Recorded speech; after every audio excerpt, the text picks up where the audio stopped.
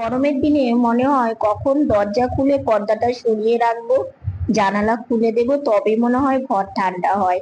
আর এদিকে দেখো, সকাল সকাল কত রোদ্রু এসেছে বারান্দায়।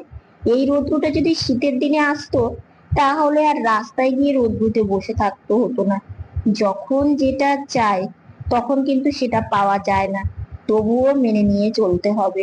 শুভ সকাল আমার প্রিয় বন্ধুরা, তোমরা সবাই কেমন আছো?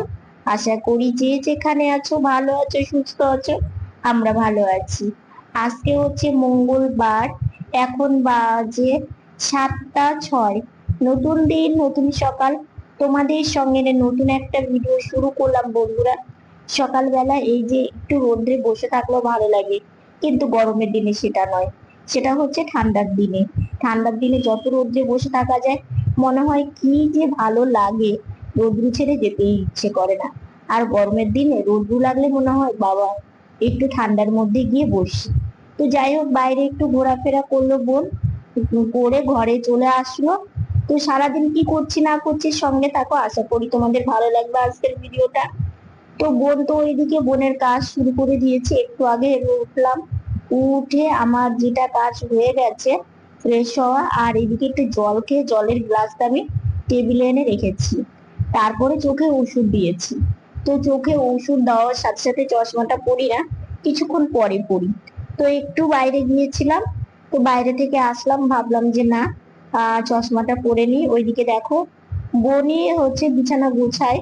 এখন আমাকে গোছাতে দেয় না, কারণ কি, ওই যে আমি যেহেতু হাত দিয়ে পাখির বাসার মতো করে মশারিটাকে ওইভাবে রাখতে পারি না। তো সেই জন্য বোন বলে, দিদি ভাই, তোকে মশারি গোছাতে হবে না, আমি গুছিয়ে রাখবো। তো ভালোই হয়, কারণ কি ওইভাবে রাখলে না ভালো থাকে মশারিটা, আর দেখতেও ঘরটা সুন্দর লাগে। তো জানালা দিয়ে বেশ সুন্দর রৌদ্রের তাপ আসছে, তো সকালবেলাতে তো অসুবিধা হয় না। তো এদিকে আমি চশমাটা পরে নিলাম, লাইটের সুইচ, ফ্যানের সুইচ সব বন্ধ করে দিলাম লাঠি দিয়ে দেখলে। তারপরে লাঠিটা বিছানার উপরে রেখে ভাবলাম যে না, বাইরে যাই, বোন কি করছে না করছে সেটাও দেখা যাবে, একটু বসে থাকি। তো এসে দেখছি বোন সবজি বানাচ্ছে। তো সবজি বানাচ্ছে, আজকে না সবজির একটু হচ্ছে, কি করে বলতো, কাঁঠাল দানা আছে, তারপরে হচ্ছে সবজি যেগুলো আছে আর কি, পটল, এগুলো দিয়ে না একটু চচ্চড়ি করবে। আর ওইদিকে দেখতে পাচ্ছ মিষ্টি কুমড়ার ডোগা এনেছিল। তো সেটা না কালকেই বানিয়ে রেখে দিয়েছিল, কারণ এটা তো বানাতে অনেক সময় লাগে। তো সেই জন্যই আর কি, যেহেতু ফ্রিজ আছে, বেশ ভালোই আছে। তো এদিকে না ওই মিষ্টি কুমড়ার ডোগা, আলু, পটল সবকিছু দিয়ে একটা চচ্চড়ি করবে, এর কাঁঠাল দানা দেবে। দারুণ লাগে এই সময়, যেহেতু কাঁঠাল দানা পাওয়া যায়, ওই জন্য এই সময় এই চচ্চড়িটা করলে ভীষণ ভালো লাগে। আর দেখো, আলু এনেছে, আলুটা যতই বানাচ্ছে ততই মানে নষ্ট বেরোচ্ছে। পুরোটা দেখো, বানাতে বানাতে ফেলতে ফেলতে মানে এরকমই হয়। এই আলু না নিয়ে আসলেই দেখি বেশিরভাগ নষ্টই বেরোয়। কিন্তু কি করা যাবে বলো, কিছু তো করার নেই। এই যে দেখো, পুরোটা ফেলেই দিতে হলো, দেওয়াই যাবে না, কারণ একদমই ভালো নেই। আর যা এদিকে আলু বাড়ন্ত হয়ে গেছে, আলুটা আনতে বলতে হবে। খাওয়া দাওয়া কমপ্লিট করলাম, খাওয়া দাওয়া কমপ্লিট করে এই যে বাটি টকটা এখানে রেখেছি। আর আজকে জানো তো এত সুন্দর হাওয়া উঠেছে, মানে রোদ্রু সকালে উঠেছিল, তারপরে রোদ্রুটা এখন নেই, কিন্তু এত সুন্দর হাওয়া, মেঘলা মেঘলা আকাশ, খুব ভালো লাগছে। বৃষ্টি না হলে এরকম আকাশ থাকলেও, মানে গরম আছে, কিন্তু যে একটা গরম পড়লে যে একটা মানে খুব কষ্ট হয়, সেই জিনিসটা নেই। তো হাওয়া মানে কি, উঠোনে গেলে কিংবা বারান্দায় গেলে এত সুন্দর হাওয়া লাগছে, মনে হয় বসেই থাকি, কিন্তু বসে থাকলে তো চলবে না। খাবার খেলাম, এখন কাজ আছে, ওষুধ খাবো। তারপরে সকালবেলা মানে ব্রাশ করে এসে চোখে মানে ড্রপ দেওয়া থেকে শুরু করে চশমা পড়া, মানে এগুলো বসে থাকলে চলবে না। বোন এদিকে সবকিছু গুছিয়ে দিয়ে ঠাকুর ঘরে জোগাড় করে নিচ্ছে, পুজো দেবে। আর এদিকে মিষ্টি কুমড়ার ডোগা দিয়ে পটল, আলু, কাঁঠাল দানা মানে এগুলো দিয়ে হচ্ছে একটা চচ্চড়ি টাইপের করবে। এই চচ্চড়িটা না বেশ গামাখা গামাখা করে, এত ভালো লাগে, ডালের সাথে খুব সুন্দর লাগে। তো সেই চচ্চড়িটা করলেই রান্না বান্না কমপ্লিট। আর করলাটা কয়দিন ছিল ফ্রিজে, তো ফ্রিজে না বেশি দিন মানে বেশি দিন কোনো কিছু রাখা যায় না। তো করলা গুলো একটু কেমন কেমন হয়ে গেছে, তো করলা আলু দিয়ে একটু ভাজা। তো এই রান্না বান্না হলো, মানে হয়নি এখনো, চচ্চড়িটা করলে হয়ে যাবে। আর এখানে আমি বসে আছি, তো ভাবলাম যে এখন ঘরে যাই, ঘরে গিয়ে ওষুধটা খেয়ে নিই, খাওয়ার ওষুধটা জল রেখে এসেছি, খাওয়ার ওষুধটা খেয়ে আসি, না হলে দেরি হয়ে যাবে। এখন অনেকটাই বাজে, দাঁড়াও তোমাদের দেখাচ্ছি। এই যে দেখো, এখন বাজে হচ্ছে 10টা, মানে 10 বাজবে আর কি। তো একটু দেরি করেই আমি খাই। মা এদিকে রান্না বান্নার মধ্যে ব্যস্ত থাকে, দুই দিকে দুটো রান্না বসিয়ে দিয়েছে। আলু আর করলা ভাজা হয়ে গেছে, আর ওইদিকে ডালের জল বসিয়ে দিয়েছে, ডালটা সোমবারে দেবে, আর এদিকে চচ্চড়ি হয়ে গেলে রান্না কমপ্লিট। তো দেখো কতটা জল বেরিয়েছে, দেখেছো? তো এটা সেদ্ধ হবে আরো। তো এই রান্নাটা হয়ে যাক। তো রান্না বান্না হয়ে গেছে, বোনও চলে গেছে, খাবার খেতে বসে পড়েছি, স্নানও হয়ে গেছে। তো এইদিকে হচ্ছে অনেকটাই বেলা হয়েছে। তো এইদিকে চচ্চড়ি, আলু করলা ভাজা, তার সাথে ডাল। তো এখন খাবারটা খেয়ে নি। খাওয়া দাওয়া করে এইদিকে দেখো কত বাসন বেরিয়েছে, রান্নার পরে যে কত কাজ থাকে। তো মা এদিকে বাসনগুলো মাজছে, এদিকে রান্নাঘর পরিষ্কার করেছে, গ্যাস মোছা থেকে শুরু করে পুরো রান্নাঘর মুছে নিয়েছে। আর দেখো পরিষ্কার করার পরে কত সুন্দর লাগে দেখতে, তাই না? মানে রান্না বান্না করার সময় দেখবে একদম অগোছালো থাকে, পরিষ্কার করার পরে কত সুন্দর লাগে। তো ওইদিকে দেখো আমাদের খাবার রান্না বান্না গুলো, যেহেতু ভাই সোনার ভোগ নিবেদন হয়ে গেছে, ওগুলো খাবারের বাটিতে ঢেলে নিয়ে ওখানেও ঢেকে রাখা হয়েছে। আর এই জায়গাটা হালকা পাতলা ভাবে সাজিয়ে রাখা হয়েছে। এদিকে হচ্ছে টেবিলটাও মোছা কমপ্লিট হয়ে গেছে, এই যে দেখো টেবিল মোছা হয়ে গেছে। আর এখন কটা বাজে দেখবে, তোমাদেরকে দেখাচ্ছি, দাঁড়াও। তো টেবিলের এই জিনিসগুলো না, কেটলি বোতল, এগুলো টেবিলের ওপরই থাকে। তো চলো তোমাদেরকে দেখাই। আজকে খেতে খেতে অনেক লেট হয়ে গেছে, 2:30টা বাজে আর কি। তো এখনো মায়ের বাসন মাজা হয়ে গেলে হয়ে যাবে। তো এইদিকে দেখো মায়ের বাসন মাজা কমপ্লিট হয়ে গেছে, জল ঝরানোর জন্য উপর করে। আজকে না স্নানে দিতে আমার এত দেরি হয়েছে, সেটা তোমাদের কারণটা বলছি। খাবার খেতে খেতেও আজকে 1:45 বেজে গেছে। তখন খাবার খেয়েছি, খাবার খেয়ে এডিট করলাম, এডিট করে ভয়েস ওভারের কাজটা কমপ্লিট করলাম, করে এই যে এখন একটু উঠোনে এসেছি। আর তো বেশ সুন্দর হাওয়া, কিন্তু একটু উঠোনে যা সকাল থেকে শুধু ওই যে ব্রাশ করে গেছি, আসার একটু সময় পাইনি। তো যাই হোক, এখন একটু আসলাম, কারণ এখন শুধু ভিডিওটা এক্সপোর্ট করব। এটা তো কেন দেরি হলো, দাদু এসেছিল। তো দাদু এসেছিল জন্য দেরি হয়েছে। দাদুর সাথে একটু কথা বললাম, দাদু দ্বাদশীর দিন আছে তো।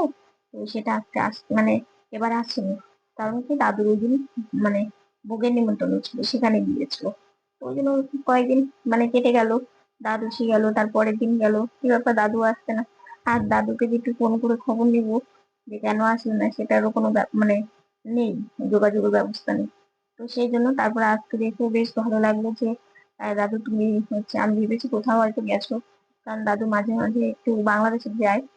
দাদু হচ্ছে মেয়ে আছে, তো সেখানে যাই, আমি প্রথমে ভেবেছিলাম যে ওখানে গেছে।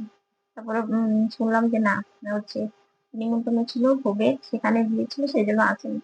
তো আজকে আসলো, গল্প সল্প করলাম, আমার সাথে গল্প করলো। আজকে আবার আমার সকাল থেকে শরীরটা এত খারাপ কি বলবো, ভীষণ দুর্বল লাগছিল, গা হাত পা কাঁপছিল, মানে এরকম আর কি। তারপরে শুয়ে থেকে রেস্ট নিলাম। দাদু এসে দেখেই বুঝতে পেরেছে যে তোমার শরীর খারাপ। আমি বললাম হ্যাঁ, দুর্বল লাগছে, মাঝে মাঝে এটা আমার লাগে। তো যাই হোক, তার মধ্যে খাবার খেতে খেতে দেরি হয়ে গেছে, কিছু করার নেই, কারণ কেউ আসলে না, দুটো কথা না বললে মনটা ভালো লাগে না। আর হচ্ছে তারপরে স্নানে গেছি, তখন কটা বাজবে, তখন মনে হয় 12:30 পৌনে 1টার দিকে আমি স্নানে গিয়েছি। তো তারপরে তো স্নান করে এসে সাজুগুজু করে খাবার খেতে খেতে অনেকটা লেট হয়ে গেল। এখন রান্নাঘরে সব কাজ কমপ্লিট, দেখে বাসন মাজার কাজও কমপ্লিট হয়ে গেছে। এখন একটু গিয়ে মানে বাকি কাজগুলো শুয়ে থেকে করবো, করে একটু রেস্ট নিবো, কারণ আর পারছি না, মানে একটু রেস্ট না নিলে না আরো হবে না। তো ভাবছিলাম যে একটু পরে করবো কাজটা, আবার ভাবলাম না, সময় মতো ভিডিওটা না দিলেও ভালো লাগে না। কয়েকদিন তো ভিডিও দিতে দিতে একদম রাত্রি হয়ে যাচ্ছে, তো দুদিন থেকে মানে এই 4টা থেকে 4:30টার মধ্যে দেওয়া একটা ইয়ে দেখছি, মানে কতটা পারি। তো সেই সময়টাই দিচ্ছি আর কি। তো দেখো এই যে গাছের পাতাগুলো নড়ছে, এত ভালো লাগে না এই হাওয়াটা উঠলে। আর পুরো আকাশটা মেঘলা, রোদ ধুনি, কিন্তু হাওয়া আছে। আমার মনে হয় কোথাও বৃষ্টি হচ্ছে। কোথাও বৃষ্টি হলো না, এরকম ঠান্ডা ঠান্ডা একটা হাওয়া আসে, আর রোদ্দুর থাকে না। খুব ভালো লাগে এরকম ওয়েদার। তো যাই হোক, অনেক কথা বললাম। বিকেল বেলা একটু শুয়ে থেকে উঠে মা আর আমি বেরিয়েছিলাম। প্রথমে মাসি আসলো, তারপরে এই দাদা আর জেঠিমা।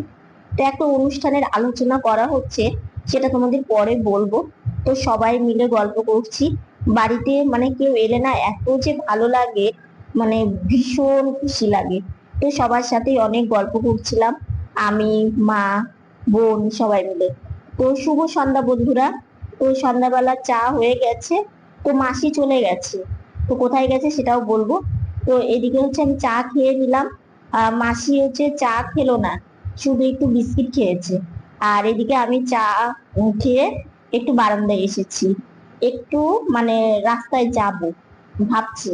তো কি জন্য যাব সেটাও তোমাদেরকে দেখাবো। তো যাই হোক, এইখানে না ফুলের আলোটা পড়ে এত ভালো লাগে। কালকে না তোমাদের আমি বাবা ভোলানাথকে দেখাতে পারিনি, কারণ অনেক ভিড় ছিল তো। আর বুঝতে তো পারছো আমি গাড়িতে থাকি, সেই জন্য দেখানো হয়নি। খুব সুন্দর হয়েছে বাবা ভোলানাথকে, আমিও দেখলাম আজকে, তোমাদেরকেও দেখালাম। কালকে দেখেছি অল্প, তো এখানে এসে বসে আছি। তো আমি একাই এসেছি, এই শিব মন্দিরটা আমাদের বাড়ির কাছেই। তো কিছুক্ষণ একটু থাকলাম থেকে, তারপরে যে এখানে এসে একটু বসে আছি। এখানে বসে থাকতে থাকতে তাড়াহুড়ো করে বাড়িতে যেতে হয়েছে, জানো তো। মানে ঝিরিঝিরি করে বৃষ্টি পড়া শুরু হয়ে গেছে। সন্ধ্যাবেলার দিকে একটু ঝিরিঝিরি বৃষ্টি হলো, সেই ঝিরিঝিরি বৃষ্টিটা তো হলোই না। মানে একটু বাইরে বেরিয়েছিলাম, যেহেতু আজকে বিকেল বেলা বাইরে বেরিয়েছি শুধু শুধুই, বুঝলে। মানে প্রথমে একটা বাড়িতে একটু কাজ ছিল, সেখানে গিয়েছি। সেখানে কাজটা কমপ্লিট হয়েছে, তারপরে দেখছি মাসি মানে আসলো, ঠিক আছে। রাস্তায় বেরিয়ে একের পর একজনকে বাড়িতে নিয়ে আসলাম।